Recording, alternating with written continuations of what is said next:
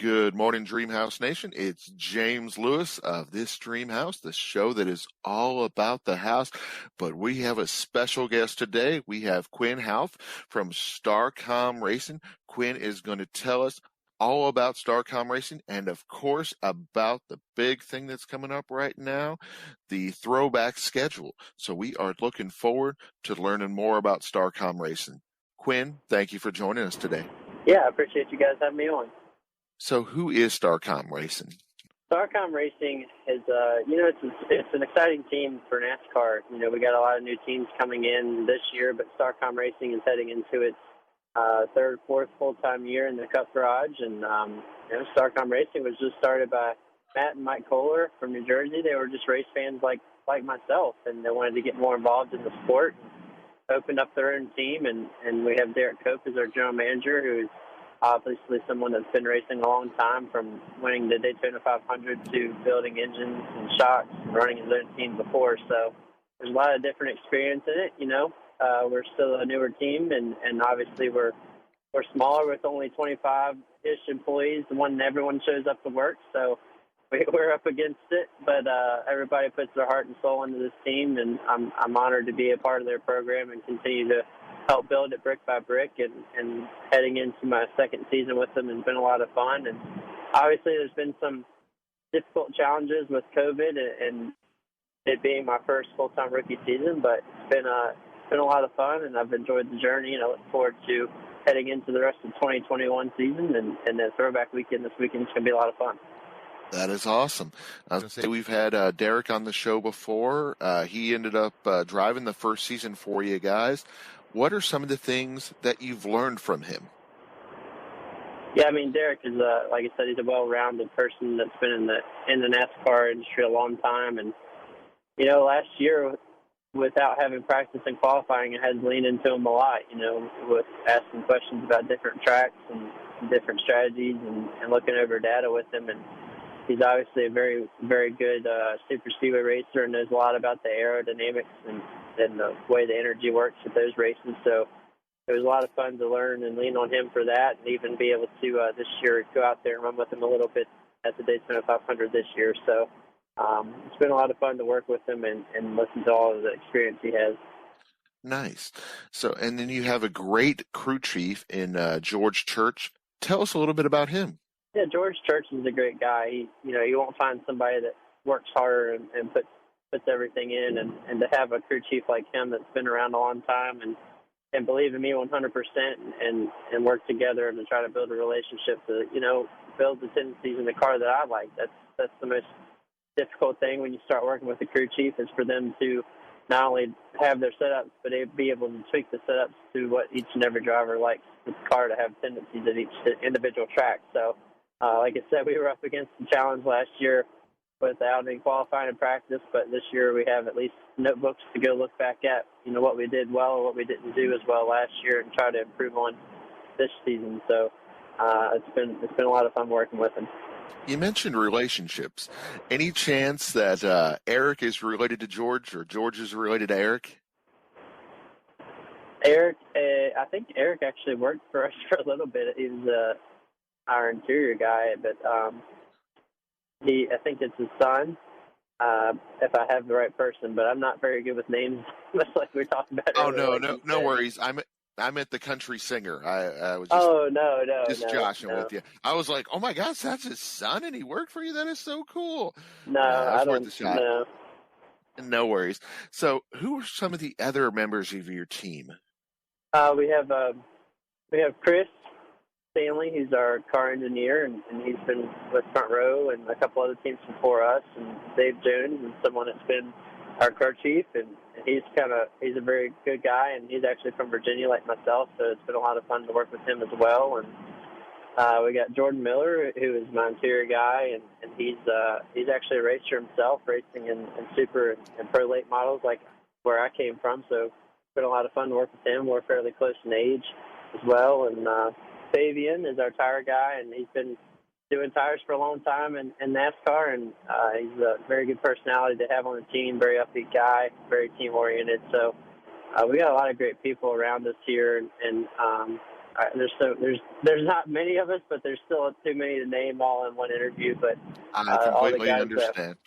all of our guys, they put on a lot of different hats that, some other teams, they might not have to put on so many hats. So, there's a lot of hard work and effort that goes into getting our cars to the track each and every week. Definitely. And then, of course, you got to mention the star of the team, Ashley.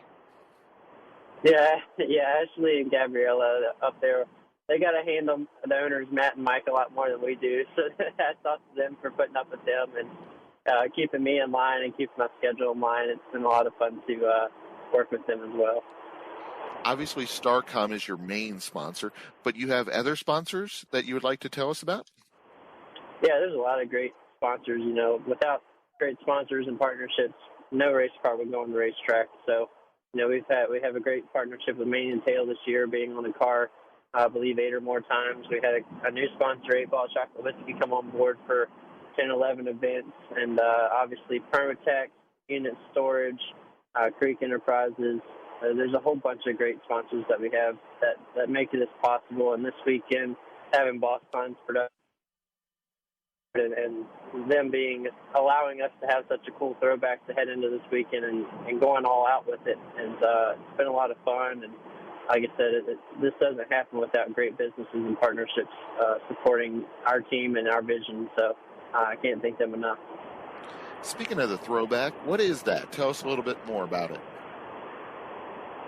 Yeah, our throwback this year is in honor of John Andretti. It's actually the team that he ran when he won his first Cup race in the July race down at Daytona in 1997, which was actually the year I was born, but it's in honor of his 98 red and white RCA scheme. And, for us to be able to run that is an honor, and his legacy goes way beyond the racetrack, and this is also in honor of his foundation. Many know that of his battle with prostate cancer, and this is in honor of his foundation of Check It for Andretti, to encourage people to go get prostate exams and hopefully not have to battle the cancer like he did. So to be able to honor his foundation and be able to spend time with his wife, Nancy, and make videos and posts throughout this week, heading into this weekend about that, to raise awareness. It means not only a lot to us and his family, but many other families out there. So what are you expecting in Darlington? I'm expecting to have to go dance with the lady in black. The Darlington is one of the most difficult tracks on the circuit. It's very, very old and worn out.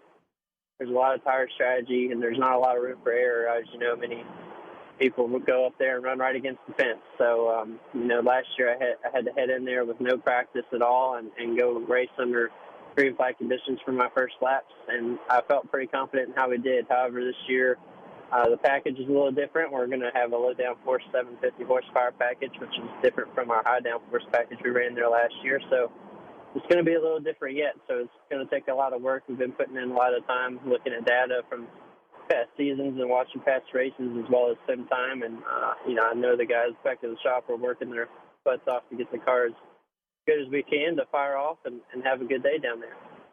Nice. So how about Dover? What do we expect there? Dover is a very physically commanding track. It's one that really pulls on your body with the G-forces. It's like driving off down into a hole. It makes it feel like a roller coaster, and you land in the banking, very high speed, but still short track oriented feel to it. And it's actually a home race for Starcom Racing, so it's one that we like to try to go up there and perform well. And it's a very difficult track to learn how to get around, but I feel like once you learn how to get around it, it comes to you pretty naturally every time you go back. But I'm looking forward to going back there and hopefully improving on what we did there last year. And the neat thing about those two tracks, I understand they're quite different. One's a raceway and one's an international speedway. What is the difference between a raceway and an international speedway? Sometimes it gets confusing with all the different names and what they mean or whether they mean anything different. But yeah, they're very different tracks. Darlington's a little bit longer of a track, but like I said, the surface is very worn out. You have two very different ends of the racetrack, so it's a little slower pace as tires fall off. But there's a little room for error there as well because you're up against the fence. But when you head into Dover, I feel like it's a little bit more of a short track feel, but it's like a Bristol on steroids because it's a little bit bigger than Bristol, but it has progressive banking like Bristol. So you have to go down there and put in 110%, and the car will take it, and the track will take it, which is very different from Darlington. So two different approaches to the racetracks, and obviously two different speeds as well. Unfortunately, this year you won't be doing Kentucky Speedway, but what have you thought about Kentucky Speedway in the past? Yeah, Kentucky Speedway is actually one of the first mile and a half I ran back in the Xfinity Series, and obviously I went through a kind of a track. The track changed a little bit there. They did a repave and knocked some banking out of the corners in one end and not the other, which is very similar to Texas except flips. So it's a very unique place, and unfortunately we're not going there this year, but I've always had a lot of fun going down to the Bluegrass State and running that track. Nice. If we're wanting to find out more about you and Starcom Racing, where's the best place for our listeners to check you out on social media and the web? Yeah, myself and Starcom Racing love to try to keep our social media as behind the scenes and look and up to date as we can. You can follow me at P1_Houff on Instagram and Twitter, and I have a Quin Houff like page on Facebook, as well as Starcom Racing, obviously on Twitter and Instagram and Facebook as well. And you can find my website at quinhouff.com, and you can also find Starcom at starcom.com as well. And we always have newsletters on there to keep people updated on what's going on behind the scenes at the race shop. So we try to keep everybody as involved as we can with our little team. Well, thank you for joining us, Quin. It's been a pleasure having you on the show, and we wish you the best the rest of the season. Yeah, I appreciate you guys having me on.